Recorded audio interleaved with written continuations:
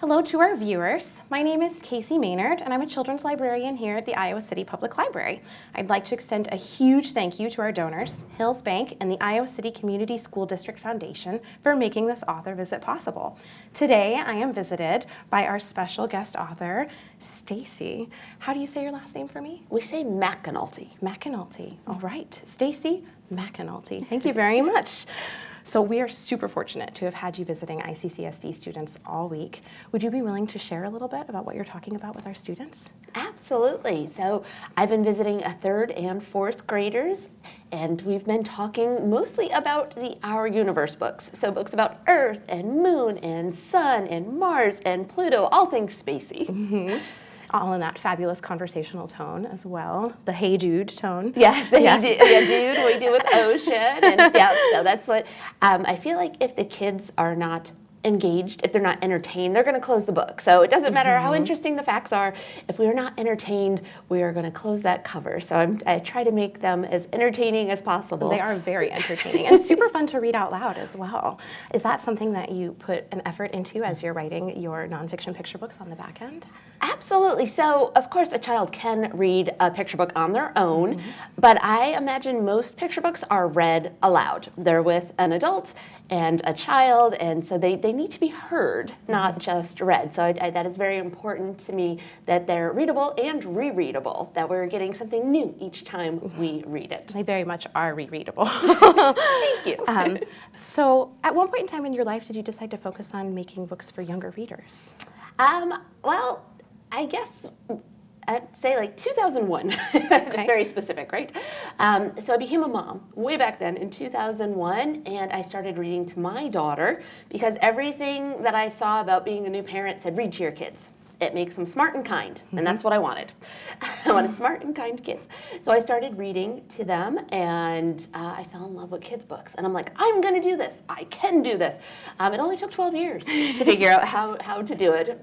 Picture books are deceptively simple. Yes, they are. You're only like 500 words. See, we can all sit down and write 500 words. But making it entertaining and engaging and making room for the art, I had a lot to learn. Wonderful. All of your titles are so vastly different, both in format and age range and content. How do you choose which ideas that you're working on are going to be right for which format? Oh, it's not always easy, and I have missteps. So sometimes I'll start something as a picture book. I'm like, oh, there's too much here. Let's make this a chapter book, or let's make this older nonfiction. So I just have to kind of start and see where it takes me. But I love being able to write for my littles, my picture book range, which can be preschool all the way through elementary school. I say picture books are for everyone, so I don't want to say there's like a cutoff. That's what we say too. Yes, I don't want anyone to stop reading them. But then we do get into chapter books, and we get into novels and older nonfiction as well. So I like to have stuff for all my young readers, and I let the story or the idea lead more than Stacy lead, because the story knows what it needs to be. All right. How do you find balance between working on items for your separate audiences? Do you find that you're working on a picture book and a chapter book, or a picture book and an early reader at the same time, or you kind of splitting your workflow a little bit between all of the worlds that you're working in? Yeah, I do like to mix it up. Often when I'm talking to the kiddos, they want to ask me, do you get writer's block? And I know this might make other writers angry, and I say I don't. Because if I get stuck on a novel, if I don't know where to go with a novel, that afternoon I'll work on a picture book, or I'll research something else. And I feel like our brains still work out those problems even if we're not super focused on it. So I do like to bounce around to different ideas. It keeps it fresh. It keeps my job exciting. So I'm all over the place. So you're constantly working in all of the formats, is what you're telling me. But I am very lucky, and that I have books under contract, and readers and publishers want new books, so I kind of describe it as homework. So the things that have a due date do get a priority. I can't necessarily just put things on the back burner forever. Things that have a deadline have to be moved up on the list. And luckily, with the Our Universe books, we've got 3 more coming. So. Yes, I'm very excited about that. Can you tell me how your process differs when you're working in the different formats? Sure. So with a picture book, especially an Our Universe nonfiction picture book, I do start with an idea, and then I do the research, and then I think about how am I going to make this interesting, and then I start writing. And most of my job is rewriting. I feel like kids don't always believe me on that, but it's true. I have to rewrite things many, many times. Never comes out correct the first time. Now, when I'm writing a novel, I am more of a pantser. Like I fly by the seat of my pants, than a plotter. So I want to write that first draft, that messy draft, that draft I will never let anybody see, as fast as I can. So I try to get that all down and get all my ideas down, and it's a mess, and that's why you're not allowed to see it. Because the names will change, the setting may change. It's just kind of a free flow of ideas. And then when I have that mess, I can start arranging the pieces and start cutting characters or adding characters, and I'll be surprised by the story. Certain things will be more important that I hadn't considered until my brain started dumping all the ideas on the pages. So I do come at them differently. Do you ever find that when you're coming at a chapter book like that and you're looking at all of your pieces, that's your moment when you're like, oh, this isn't a chapter book?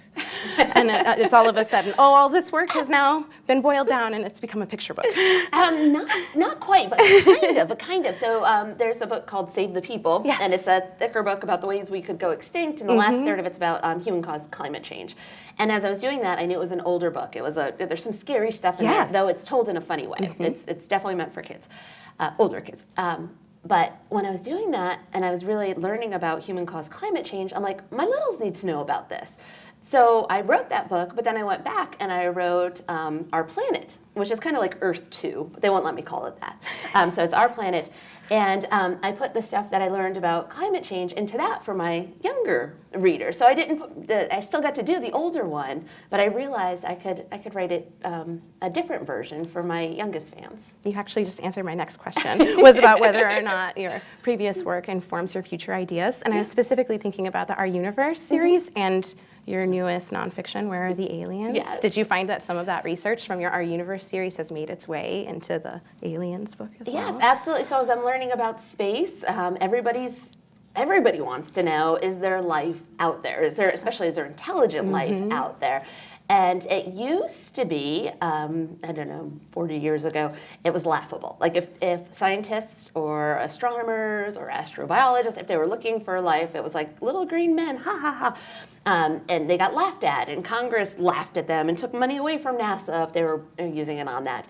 But now we've kind of opened our minds more, and everybody's interested. So things that the James Webb Telescope is not specifically looking for life, but they're looking for building blocks of life and water and all this stuff. So I love that it's kind of coming together. So my love of space, my learning about space now, and then we're kind of more accepting of the idea of aliens out there. I've been able to use some of my space love and some of the early space research and tie it to the alien stuff. So it's really kind of cool. That's fabulous. So interesting.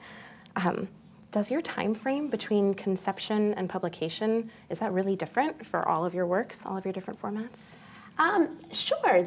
For picture books, my job goes a little faster. I can write a picture book a little bit faster than a novel, of course. But then when I hand in a picture book, we need to make time for the artist, which could be, it could be 6 months, it could be a year and a half. We don't know. It's how busy the artist is, and then they need time to do it. So while the picture book, I can write faster, they don't publish any faster. Now a novel, that's all on me.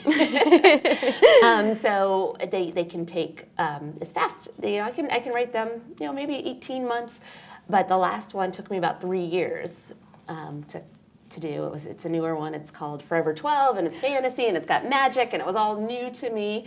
It was also, if you want to call it, my pandemic book. So I was home with my kids, and they're doing online learning, and life was a little bit hectic. So that one took me longer than my other novels. Very different from Miscalculations of Lightning Girls. Yes. Ooh, very different kind of storytelling, very different characters. Yes, we have 3 characters, 3 perspectives, third person compared to this is first person. Yeah. So I had a lot to learn, and it took me a little while to get it right. I am actually very curious about what you have coming down the pike. Are you finding that anything that you're working on right now is also informing future works? Like, what are your ideas moving forward for the next year or so? Are we allowed to have a sneak peek? Sure. So I just finished up the sequel to Forever 12. It's called Never 13. Great title, right? I love that, yes. So that one, and so that kind of, that duology, I was finishing that up and doing that kind of fantasy, that magical world. I did want to get back to realistic fiction. I want a little break from that, so I'm thinking of doing that next. We've got, for our universe, we have Venus coming, our solar system, then we want to do stars, because the James Webb Telescope is learning so much. And then talking to kids, I kind of not bounce ideas, but I get ideas from them, like what they're interested in, and I think it's black holes. I think kids are like so fascinated by black holes. So I'm getting ideas all the time from what I'm working on, from interacting with young readers, what research is coming out. So those are the ones I know for sure, and now we'll see what goes from there. But it is fun to be in front of young readers, and they do influence me. Mm-hmm. I'm also seeing in all of your books that your previous work as an engineer definitely has influenced you in what you've chosen to write for children. Can you speak about that a little bit? Yeah, so my degree is in mechanical engineering, and I worked for about 10 years as a mechanical engineer. I don't do that anymore, but it's what I'm comfortable with. So the math, the science, technology, engineering, all that stuff is my strength. So I'm comfortable writing about that, and it does play a role in a lot of my books. And if there's not engineering in it, there's probably a dog, because that's like my other love. So, but there's some have both, right? Some have both. Yes, some have both. They have the math and the dog, or the engineering and the dog. So. Oh, wonderful. I'm just thinking about how a lot of our universe stories seem to have some of those if-then statements going on. Like we're doing a lot of scientific, very specific exploration. And I noticed that as well. And Where Are the Aliens? Yes. That you're really bringing that scientific mindset to a lot of the things that you're presenting to children, which is just fabulous. Thank you. Yeah. If you had to pick a favorite author, do you have one? Well, when I'm asked this question, it's hard because I have so many author friends. Oh, yes. So that's like, I don't want to pick like a friend. Just one. So then it's like, why'd you pick me? Or why didn't you pick me?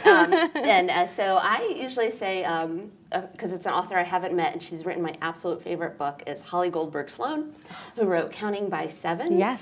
Which I just think is one of the most brilliant books, and I'll never write anything that good. It's one of those books that you love so much that you're like, oh, I'll never be this good. So that is one of my favorite books. You know, if you're familiar with it, it's got numbers like in it, and the girl is obsessed with 7, and I think it breaks some rules because we have the adult's perspective in some chapters, and we're bouncing around. And as someone who tries to follow rules, at least initially, before I break the rules, that book I thought was kind of groundbreaking. It's a fabulous book. It's so good, so good. Along that vein, are there any books that you haven't read that you have like the shame about a little bit? Your to be read of shame, as I call it. So many. So honestly, I was not a strong reader as a kid. I struggled with reading. I got extra help with reading. So as a kid, I didn't pick up books for fun, and sometimes when I was assigned books in school, I didn't actually read them. I struggled with it, and I was telling this to kids today, like all the way up to high school, like when other kids were given Romeo and Juliet to read, I was put in a class where we read the abridged version, so it had more of the explanation because I had a lot of catching up to do on reading. So I missed a lot of the classics. I never read, the Heidi's and just what we'd consider some of the classic books. But I did love being read to, and I loved poetry, which is, I would never try to write poetry, but the Shel Silverstein books. Oh, yes. So those were the things I could check out because I was capable of reading them. And I remember my favorite poem is Too Many Kids in the Tub. And it goes, too many kids in the tub, too many elbows to scrub. I washed it behind, I'm sure it wasn't mine. Too many kids in the tub. But there was so much white space in the art, and I was able to get through those books and read them, and you'd read them over and over until you got the words right. So those were the books that struck me. Those were the books that I wanted over and over. So I wasn't did it. Like I never even tried Lord of the Rings or anything like that. No, my husband loves it. He's a big fan. So my reading was kind of limited as a child. Do you find that love for poetry bleeds over a little bit into your picture book writing? And not really. Like I find it intimidating. Like I appreciate it. Like I love Kwame Alexander's books. Starfish. Why can't I think of the author? Oh, Spinelli? Yes. So, and I loved that, and reading and the kids read a lot of poetry with their Battle of the Books team, the novels in verse, and I appreciate them. But I would never try that, and I would never try like a rhyming picture book. But there is a sparsity to picture book. There is. Prose writing. poetry also exists. Yes. And I would say that when I listen to the audiobook versions of some of your Our Universe stories, that some of those phrases are very rhythmic and feel almost poetic. Yeah. Excellent Ed is very much that way too. Yeah. Nice. Well, yeah. I don't consider myself a poet by any means. Again, I feel like poets are trained. I'm not trained. I just think about it when I read picture books with children, because that operation of the page turn in your books is always so elegant, and that is something that I feel like poetry books tend to have as well. And that's what I was telling the kids today, is that I do pagination when I'm writing, so I break down what words I want on one page, and I always say that's part of my engineering brain, because I imagine that you're like reading a book to children and you're turning the page, and I want to control when that joke comes. I want to control that pause, and not every writer does that. And I actually thought it was more my engineering brain than a poetic brain. So that's an interesting connection there. I think of it as a rhythmic almost brain. So that's interesting. I'll have to think of that in a new way. Have you experienced any of your Our Universe stories as the combined picture book with the audiobook format? Listening to them? I don't love listening to my stuff. I get that. Afterwards, because I can't make changes. So sometimes I do find that hard. The novels have all been made audiobooks as well, and I don't listen to it more than a clip, because if something, it's like, oh, I didn't mean for it to be said that way. But they've made me listen to some of the Our Universe ones, because we've added a couple of things here and there to kind of illustrate in case a child does not have the book in front of them, if they're not fun seeing sound effects. Yeah, if they can't see the picture. So I have listened to a couple of those, and the narrators always do a fabulous job. Yes, they do. Really, really wonderful. Yes. They are very popular in our library. Oh, good. We have them as a combined book and audio player format, and we hear them a lot. The children just That's listen awesome. to them. That's what I hope. I would hope that all the kids that listen to those get to see the pictures as well. I think that's very important. Though when we are creating the audiobooks, we have to consider maybe they're not. Think about it both ways. Absolutely. Do you have any hobbies? I do like to bake, and I like photography, like with a real camera. So I've taken a couple photography classes, and that's fun. I like doing that. And then I love just hanging out with my dogs. I've done training with them. Not so much lately, and if you met them, you'd be like, these dogs have never been trained.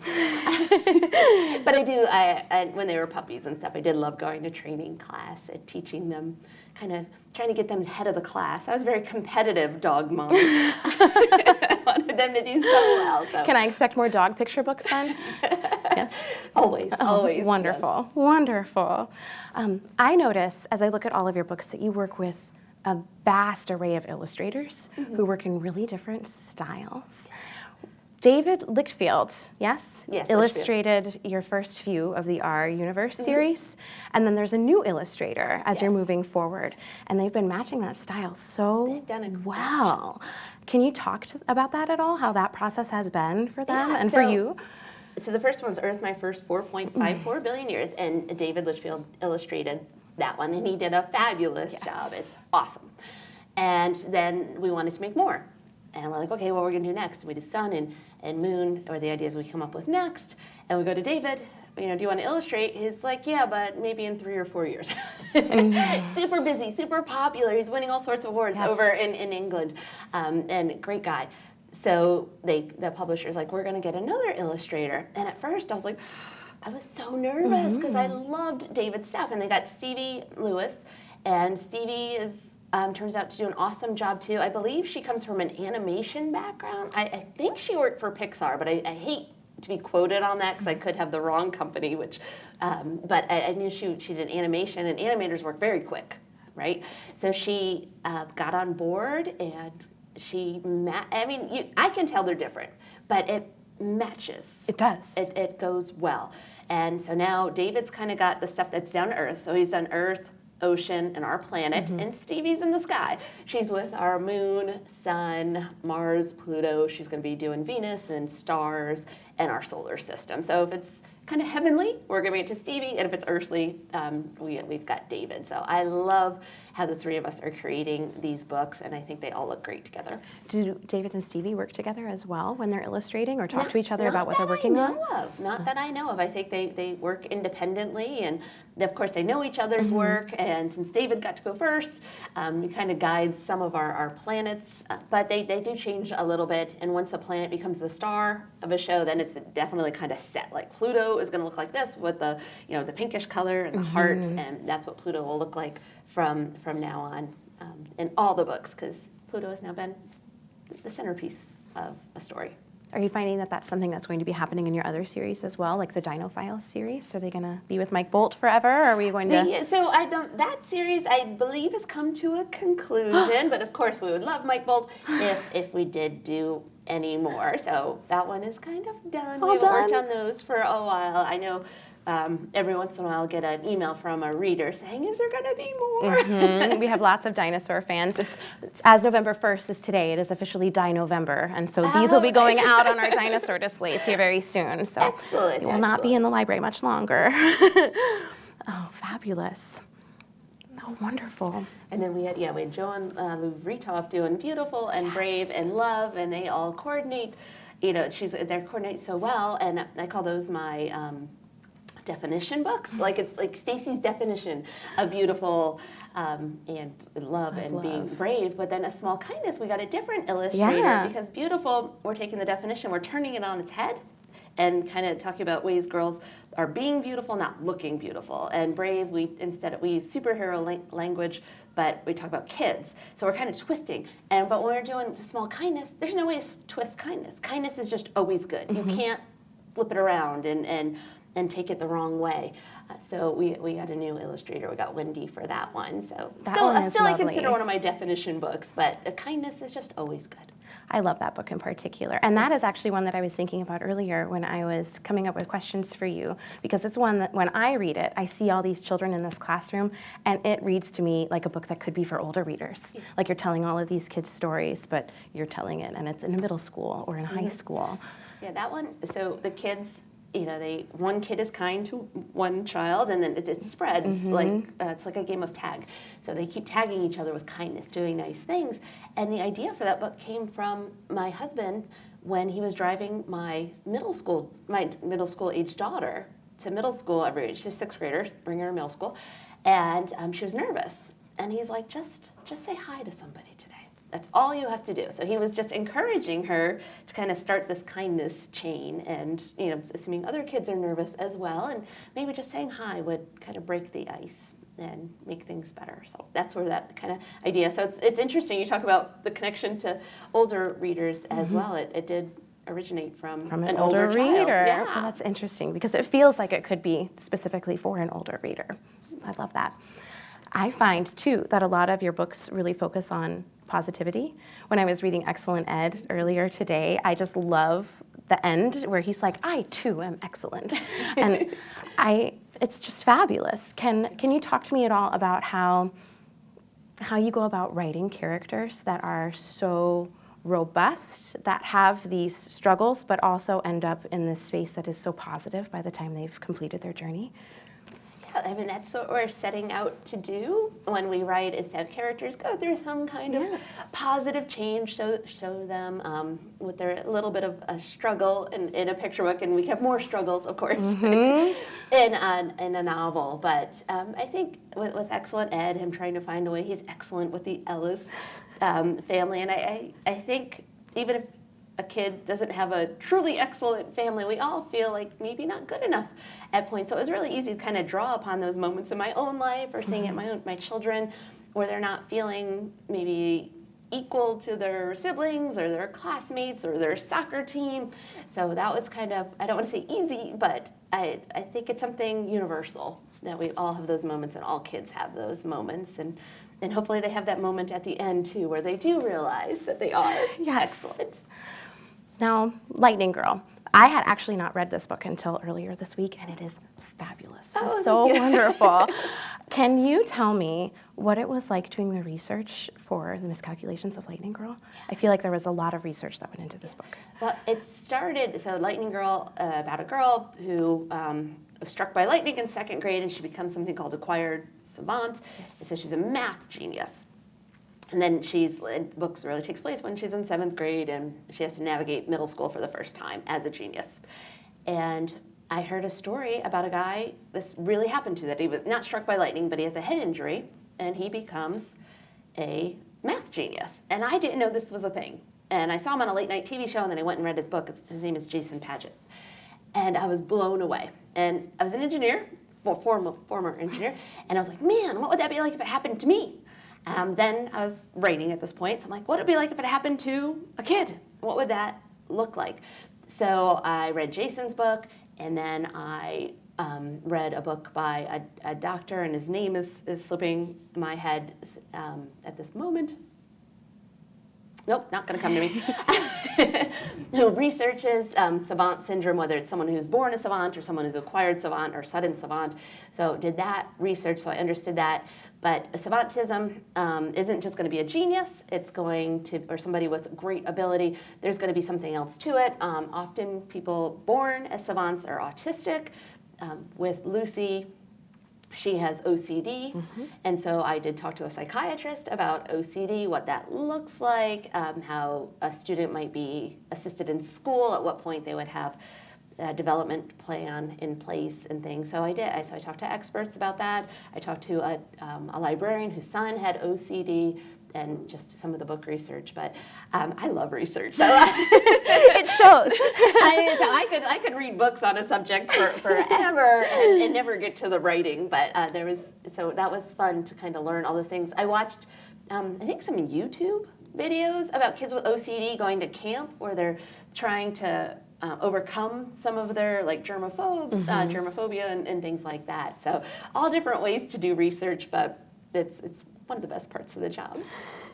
Yeah, it's a fabulous book, and your Thank love you. of research really shows. I tried to be authentic, especially the OCD, because a lot of times we'll say things like, oh, I have to wipe the counter again, my mom's so OCD, and that's not what it is. People truly battle this. They can't move on from their compulsion. They have to do a routine, or they have to clean something. And so I was trying to be very fair to what Lucy was going through and not treat it the way sometimes we throw the word around. You really tackled the anxiety piece of it very well, which I thought was really well done. And I can't speak to another book that I've read that I feel tackles that anxiety piece in middle childhood as well, or with as much aplomb as Lightning Girl does. Thank you. It's a wonderful book. So in this day and age, in Iowa in particular, we are in a very interesting time. And I had a young person talking to me about beauty and about being a girl. And I wanted to ask you about books like Beautiful and A Small Kindness and your definition of girlhood, and that, I would say, heteronormative girlhood that I see represented in your books. Yeah, well, with Beautiful, as I kind of mentioned that, I want to talk about being beautiful and not looking beautiful. And that book started with my sister and I talking. We both had little girls at the time, and we just didn't feel like we were finding books that were demonstrating that. Yes. So we wanted, again, to show girls like playing hard, being smart, and how that's kind of a beautiful way of being a girl. And so that's what I was trying to kind of tackle in that one. But it's fabulous. I feel like you set some expectations and then go about subverting them all in one page, and then you turn the page and do the same thing again. Yeah. And it's one of those books where the illustrator is so vital. Yes, without the absolutely. It would be a totally different book if you just read the words without the illustration. What was that conversation like with your illustrator? I don't actually talk to the illustrator a lot, but I talk to the editor, and then beautiful is only like 60 words. Right. Something, it's very short.